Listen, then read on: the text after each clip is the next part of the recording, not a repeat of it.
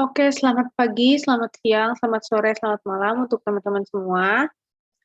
Kembali lagi di sini saya Brigita Sesliani, salah satu mahasiswi Ilmu Kelautan Universitas Pajajaran. Kali ini saya akan membahas kembali salah satu materi dari analisis numerik, di mana seperti yang di video sebelumnya, kita sudah membahas tentang persamaan diferensial. Cuman untuk yang video sebelumnya itu kita membahas tentang penyelesaiannya itu dengan metode Euler.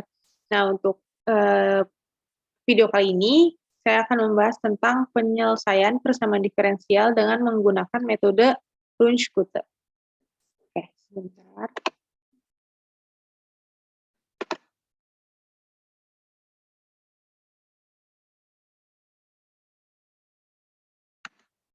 Oke, nah pertama, apa sih pengertian dari metode Runge-Kutta itu sendiri? Jadi Runge-Kutta itu merupakan metode numerik yang digunakan untuk mencari penyelesaian persamaan diferensial biasa dengan kondisi awal atau masalah nilai awal. Nah, si metode Runge-Kutta ini merupakan perluasan dari metode Euler. Jadi metode Euler itu yang udah kita bahas di video sebelumnya. Jadi Runge-Kutta dan Euler ini sebenarnya nggak beda jauh, tujuannya tetap sama untuk menyelesaikan persamaan diferensial. Cuman si Runge-Kutta ini karena dia merupakan perluasan dari metode Euler, jadi dia lebih spesifik, lebih kompleks lagi sih cara penghitungannya juga lebih panjang. Cuman walaupun mungkin nanti penghitungannya bakal lebih ribet dan caranya bakal lebih panjang, tapi si metode Runge-Kutta ini nanti hasilnya akan lebih spesifik atau lebih akurat. Jadi si kesalahan relatifnya lebih berkurang karena penghitungannya yang lebih kompleks itu, begitu. Nah, terus langsung masuk ke rumus umumnya aja. Nah, mungkin kalau ngelihat secara sekilas, memang lebih banyak ya rumusnya kalau dibandingkan dengan metode Euler kemarin. Cuman kalau dilihat-lihat mirip. Kalau yang metode Euler kemarin itu kan rumusnya cuma nyampe sini nih, sampai yang HF ini. Nah, sedangkan kalau untuk Runge-Kutta itu ada tambahannya lagi nih, yang 2F2 dan per 6-nya ini. Terus ada tambahan juga untuk menghitung si F1, F2, F3, F4-nya seperti ini. Tapi kalau untuk si rumus yang menghitung H-nya itu masih sama dengan B min A per M. Terus ada juga rumus yang untuk menghitung TK-nya, TK plus 1 sama dengan TK ditambah H. Oke, ini untuk rumus umumnya. Berikutnya kita langsung masuk ke contoh soalnya. Jadi di sini ada persamaan diferensial seperti ini. Ini sama dengan contoh soal yang kemarin juga ya, persamaan diferensialnya. Y dikali T per DT sama dengan Y dikali T. Terus diketahui kalau nilai A-nya itu 0, nilai B-nya itu 6, Y0-nya itu 10, dan M-nya itu 3. Nah, gimana untuk menyelesaikan soal ini? Pertama kita ke sebelah sini dulu. Jadi kita masukin mencari nilai H dulu. Rumusnya sama dengan yang kemarin nih. B min A per M. B-nya kan di sini udah diketahui 6, A-nya 0, M-nya 3. Jadi 6 min 0 per 3, H-nya berarti 2. Nah, terus untuk mencari tahu iterasinya berapa, itu yang K, rumusnya masih sama juga dengan yang metode Euler. Itu rumusnya M min 1. M-nya itu 3 dikurang 1, berarti 2. Berarti ada 2 iterasi. Berarti ada yang 0 dan 1. Ada yang 2 ini. Nah, terus kita mulai mencari untuk yang di K sama dengan 0. Nah, pertamanya kita mencari si T1-nya dulu. Rumusnya itu yang tadi sebelumnya. Nih, yang ini.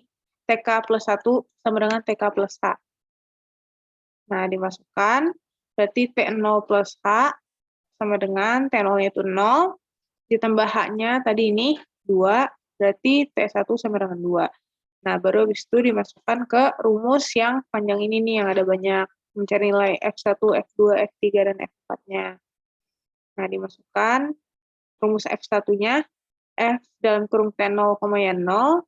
Nah, terus dimasukin T0-nya 0, Y0-nya 10, ini ada. Terus dimasukkan ke persamaannya, dapatlah F1-nya itu 10. Nah, terus untuk F2, rumusnya dilihat lagi, disamain dengan yang ini. F TK plus H per 2, YK plus H per 2, F1. Nah, ini juga di sini udah ada nih. F dalam kurung TO plus H per 2, Y0 plus H per 2, F1. lalu dimasukin, si T0-nya itu 0, H-nya itu 2, berarti 2/2, koma Y0-nya 10, ditambah H-nya lagi 2/2, dikali F1-nya itu 10, yang ini tadi dimasukin. Nah, terus dapat F1,20, terus dimasukin ke persamaan yang awal, didapatkan hasilnya 20.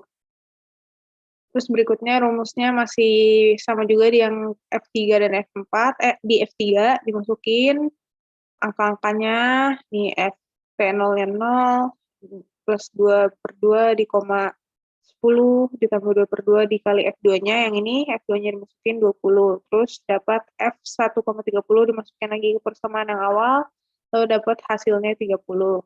Lalu yang F4 rumusnya beda lagi. Ini untuk yang F4 rumusnya seperti ini. Masukin angka-angkanya, T0-nya 0 ditambah H, YO, berarti hanya 2, YO-nya 10, Y0 ditambah ini 2 kali 30, dapat F-nya 2,70, kemudian dimasukkan, lalu dapat hasilnya 70. Nah, setelah dapat F1, F2, F3, F4-nya ini belum selesai. Setelah itu baru dimasukin lagi ke rumus ini, yang rumus umumnya yang paling atas ini, yang mirip dengan metode Euler kemarin.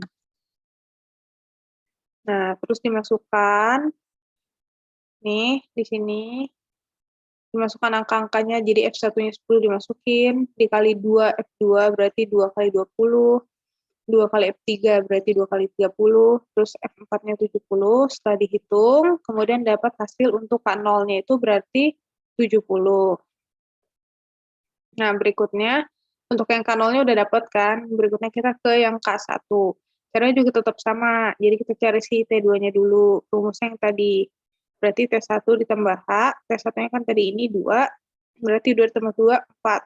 Nah, baru kita lakukan lagi penghitungan sama dengan yang tadi caranya, dimasuk-masukkan semua, lalu dapatkan nilai F1-nya 70, nilai F2-nya 140, nilai F3-nya 210, dan F4-nya 490. Kemudian sama juga dengan yang untuk K0 dimasukkan ke rumus yang ini.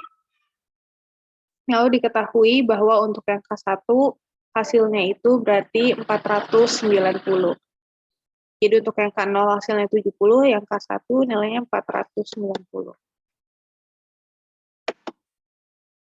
Mungkin sekian yang bisa saya jelaskan untuk metode Runge-Kutta. Jadi memang caranya itu nggak terlalu beda jauh, tetap yang perlu dilakukan yang perlu diperhatikan di penghitungan itu tetap kefokusan kita karena angkanya yang banyak dan penghitungannya yang lebih panjang. Jadi justru dibandingkan metode Euler, Runge-Kutta ini kita butuh fokus yang lebih tinggi lagi karena penghitungannya semakin panjang. Cuman dengan penghitungan yang panjang ini, kita juga akan mendapatkan hasil yang lebih akurat, yang lebih bagus lagi dibandingkan dengan metode Euler kemarin. Walaupun memang tujuannya sama, tapi metode ini akan lebih akurat. Mungkin sekian yang bisa saya sampaikan. Mohon maaf kalau misalnya penjelasannya kurang bagus atau misalnya ada pemilihan kata yang salah.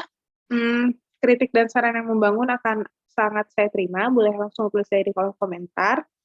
Terima kasih atas perhatiannya. Sampai bertemu di video berikutnya.